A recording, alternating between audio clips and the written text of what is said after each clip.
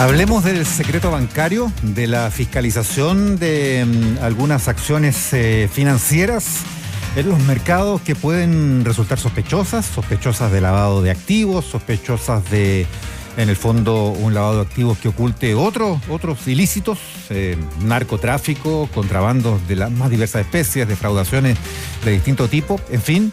Vamos a conversar aquí con nuestro siguiente entrevistado. Tenemos con nosotros al director de la Unidad de Análisis Financiero, la UAF, que se encarga justamente de estas fiscalizaciones.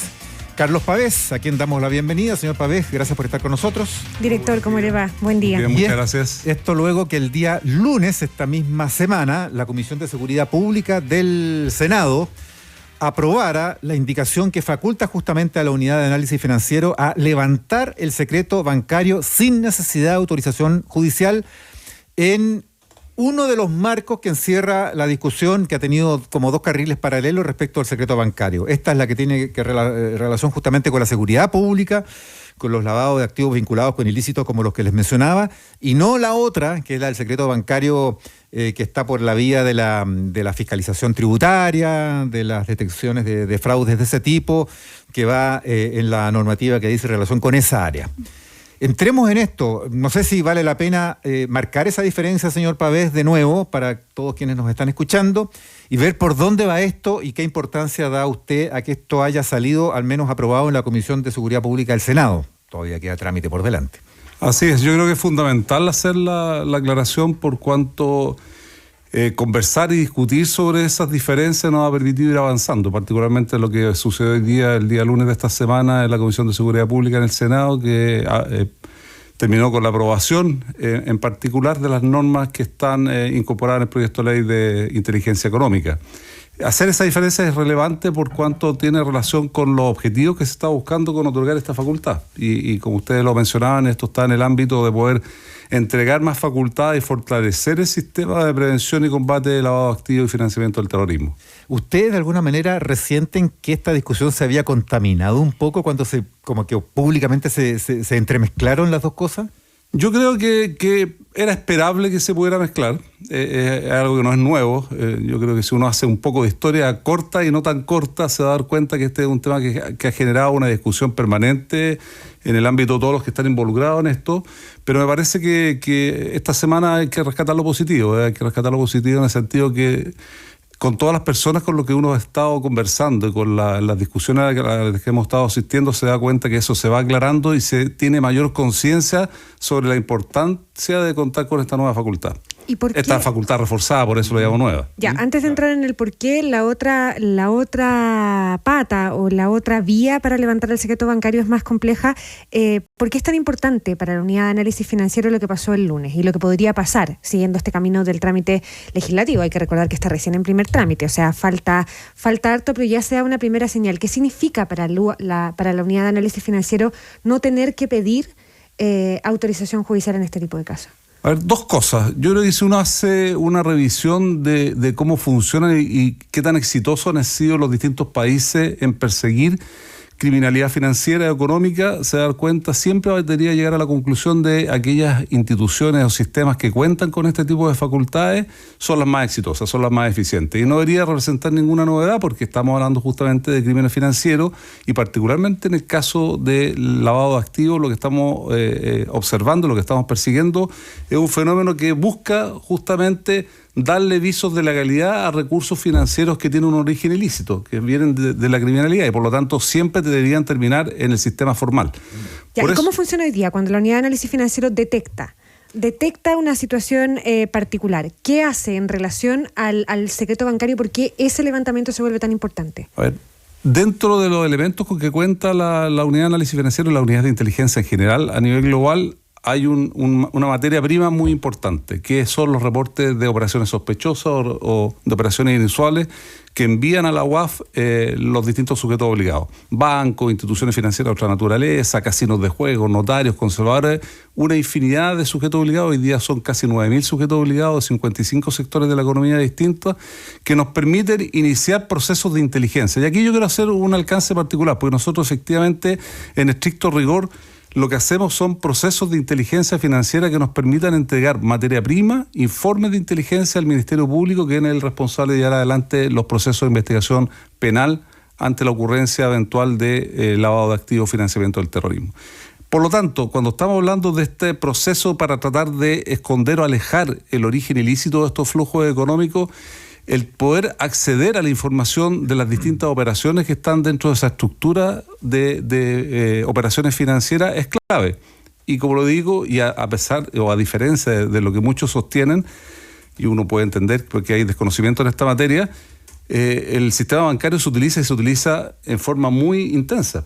Porque al final es donde llegan y cómo funciona la economía en cualquier otro país, particularmente en nuestra región. Todo llega, o buena parte llega al sistema financiero formal y a los bancos. ¿Hay cambios en los umbrales ahí que determinan el carácter de sospechosa de esas operaciones en la ley o no? Hay dos tipos de información que nosotros recibimos permanentemente. Una son estos reportes de operaciones sospechosas donde no hay umbral, lo que hay es un análisis de materialidad y de criterio de conocimiento del tipo de operaciones que hacen los clientes de estos sujetos obligados. Cuando hay una anomalía... Cuando hay una anomalía en atención a los montos, pero no solo a los montos, sino también a la naturaleza de las operaciones que están realizando esos clientes de esos sujetos obligados, eso debería gatillar un reporte de operaciones sospechosas. Y otros que están asociados a umbrales, que son estos conocidos de $1.000 o equivalentes de $1.000 de los Estados Unidos, que se materializan en el envío frecuente, permanente, mensual, trimestral o semestral, dependiendo del tipo de sujeto obligado, de lo que se denominan los reportes de operaciones en efectivo. Claro, eso entonces, ya de por sí, sobre todo en estos tiempos y cada vez más, es como un primer elemento que reviste de sospecha alguna operación. Así es, y como para poder entender todavía mejor por qué es tan importante el tema de profundizar el tema del acceso al secreto bancario, hay que tener alguna idea de números. Hoy día se producen en el sistema financiero millones de transacciones, al año son miles de millones de operaciones. Pero de esos miles de millones nosotros recibimos aproximadamente 13.000 reportes de operaciones sospechosas al año. Alrededor de 1.300 al año, ha ido creciendo continuamente. Y alrededor de unos 2,5 millones de operaciones en efectivo, de reportes de operaciones en efectivo. Eso yo creo que también debe dar tranquilidad, porque aquí, como les digo, los procesos de inteligencia se inician cuando la UAF recibe un reporte de operaciones sospechosas. Y por eso que en esta propuesta legal, y así como funciona hoy en día el marco legislativo en cuanto al levantamiento de secreto bancario, no se puede solicitar el levantamiento de secreto bancario si no se cuenta con un reporte de operaciones sospechosas. Y si uno además lo va aterrizando más todavía, de los 1.300 reportes de operaciones en efectivo, 13.000 o 14.000 al año, alrededor de 1.000 y algo son los que generan informes de inteligencia financiera. Ahora, tenemos eso por un lado, y tenemos con que en este mismo proyecto de ley, y algo que también hay que recalcar, se está ampliando el mandato de la Unidad de Análisis Financiero para que nos involucremos con mayores decisiones en todo lo que tiene que ver con el combate al crimen organizado, donde de nuevo la complejidad de las operaciones es mucho mayor, y por lo tanto el no tener que pasar permanentemente por la autorización de un ministro de Corte de Apelaciones de Santiago hace una tremenda diferencia para poder hacer toda la trazabilidad de una operación. Sobre el trámite, Paula, quería amarrar ahí un tema, ya ¿Sí? que usted veía con buenos ojos que se haya dado este paso, y eso es lo positivo, ¿no es cierto?, que se aprobó en la Comisión de Seguridad Pública. Pero resulta que los que votaron a favor fueron los parlamentarios del oficialismo, y los dos de la oposición se abstuvieron. Entonces se impuso la mayoría de los oficialistas ahí, pero los senadores Osandoni y Durana se abstuvieron. ¿Eso preocupa? ¿Da pistas de que todavía no tiene el camino tan allanado en la discusión en particular, en lo que viene y en sala? Yo tengo una mirada bastante positiva. Me tocó asistir a la sesión de la Comisión de Seguridad Pública el lunes de esta semana, y ahí, al momento de votar, también los senadores de oposición manifestaron que entienden el fenómeno, entienden la importancia de poder contar, y lo que están pidiendo analizar más, y lo dijeron así expresamente en esa sesión, es todo el mecanismo de resguardo de la información. Ese es el otro punto. Y yo creo que en eso se ha avanzado mucho. Los funcionarios que acceden tienen también deber de reserva. Absolutamente, y tenemos sanciones, pero bastante gravosas, digamos, no solamente en el ámbito administrativo, funcionario, civil, sino que también penal, con penas privativas de libertad. No son penas menores, digamos, y por eso que uno también no debería llamar la atención de que en estos 20 años de historia, donde tenemos facultades facultades y no solamente manejamos información secreta o reservada relacionada a operaciones bancarias, sino a una gran cantidad de información, toda muy sensible. Nunca se ha filtrado nada desde la Unidad de Análisis Financiero, nunca hemos estado sometidos a un proceso de investigación por una eventual filtración. Y eso hace una diferencia importante, porque además la información que nosotros manejamos como unidad de inteligencia financiera o análisis financiero está absolutamente encapsulada en la institución y lo único al cual le podemos enviar información con antecedentes de respaldo es a la Fiscalía, al Ministerio Público. Estamos conversando con Carlos Pavés, el director de la Unidad de Análisis Financiero, a propósito del secreto bancario. Sobre lo último, Carlos, en la discusión política, en lo que tiene que ver con el otro proyecto, ¿no? Con el de fiscalización de cumplimiento tributario y el levantamiento del secreto bancario también ahí. En la discusión política se ha dicho mucho desde quienes están a favor, el que nada hace, nada teme. Primero, saber si coincide con ese argumento. Y se han generado otros argumentos en contra, por ejemplo, del presidente de la UDI, Javier Macaya, que en algún momento dijo: no queremos que ningún funcionario político sepa lo que compramos en el supermercado. ¿Cuál es su percepción de ese debate y de ese tipo de argumentos en ese debate? Yo creo que con eso también se ha avanzado mucho. Se han ido derribando mitos en términos a cuál es el uso que se le puede dar a esta información. Yo quiero... Sobre el que nada hace, nada teme primero. Sobre el que nada hace, nada teme, diría que es un tema general de todos los órganos de fiscalización. Uno está permanentemente asociado con eso. Y efectivamente, independientemente de que uno pueda compartir esa afirmación, la verdad es que yo creo que todas las instituciones del país podemos dar fe, y es cosa de revisar lo que ha sido la actuación, y no solamente la Unidad de Análisis Financiero tiene esta facultad y otros que también la tienen vía autorización judicial, que se utiliza bien esa facultad y otras facultades. El punto es cómo queremos avanzar, y ahí yo creo que es importante derribar otros mitos. Se ha sostenido mucho también en las críticas que se han formulado en la discusión de estos proyectos, y particularmente el de la UAF, de que en la protección de la intimidad, del secreto bancario, asociado al secreto bancario, un tema que es general, es un principio muy importante, y uno cuando revisa derecho o marcos regulatorios comparados se da cuenta que eso ha ido cambiando en forma profunda. Nosotros hemos sido de los últimos países a nivel global, ¿no? Y no solamente en países con sistemas financieros desarrollados, sino que incluso a nivel latinoamericano, en los cuales hemos ido perfeccionando nuestro sistema de acceso a la información sobre operaciones bancarias.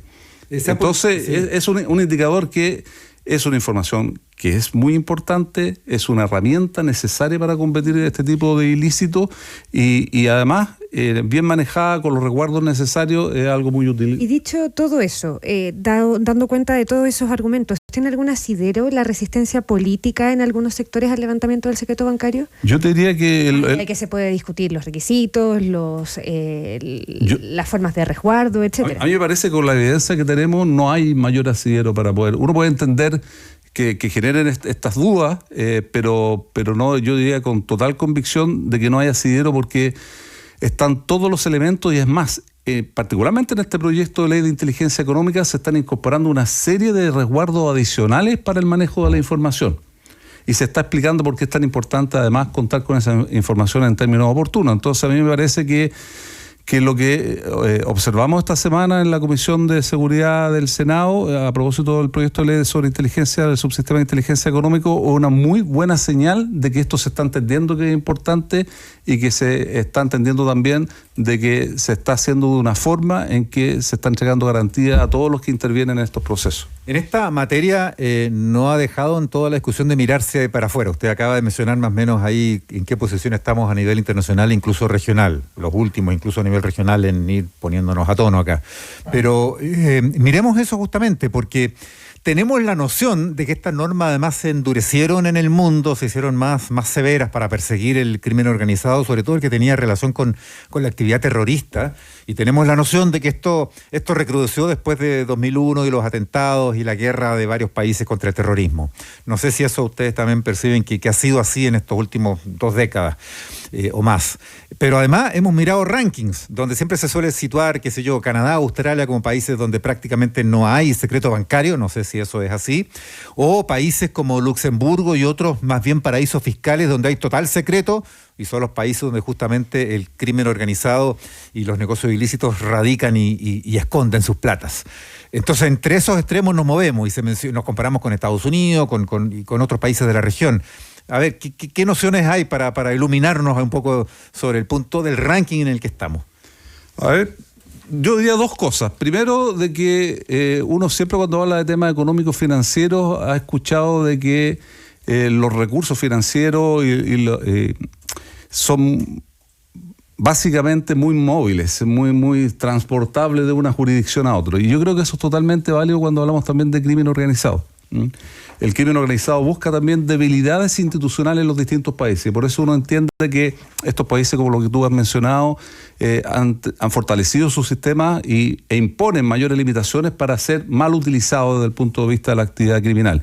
Y en eso tenemos que ser muy cuidadosos como Chile. Por eso yo mencionaba esto de la comparación internacional, porque si uno mira las últimas modificaciones importantes en la década pasada sobre acceso al secreto bancario, nos vamos a dar cuenta que durante aproximadamente 8 años, por ejemplo, estuvimos fuera de los mercados internacionales de valores y estuvimos castigados a nivel de los organismos internacionales porque no teníamos esta facultad de poder hacer el levantamiento de secreto bancario en el ámbito del supervisor de los mercados de valores.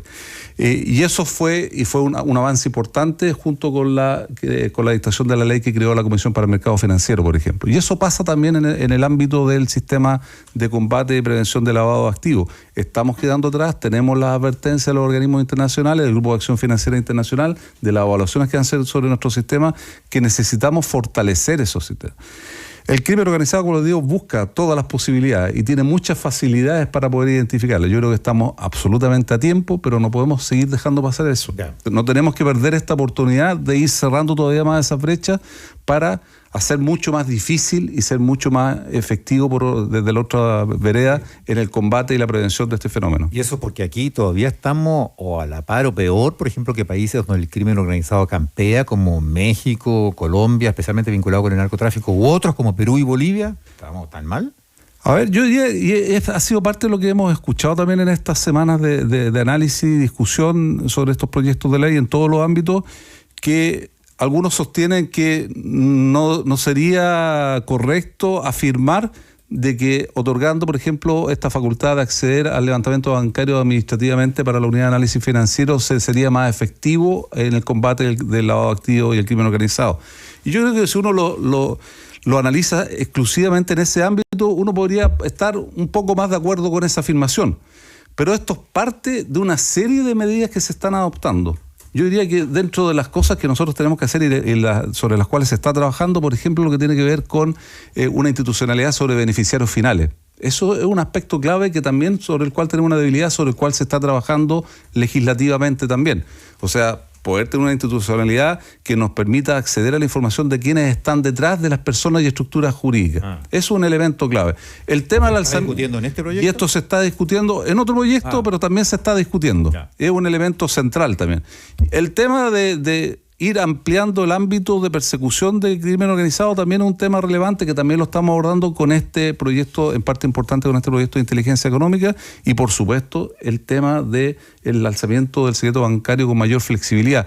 Tanto así que lo destacábamos también el día lunes en la sesión de la Comisión de Seguridad Pública del Senado, que la Corte Suprema emitió un informe al momento en que se le solicitó cuando ingresó el proyecto de ley del año pasado, absolutamente positivo.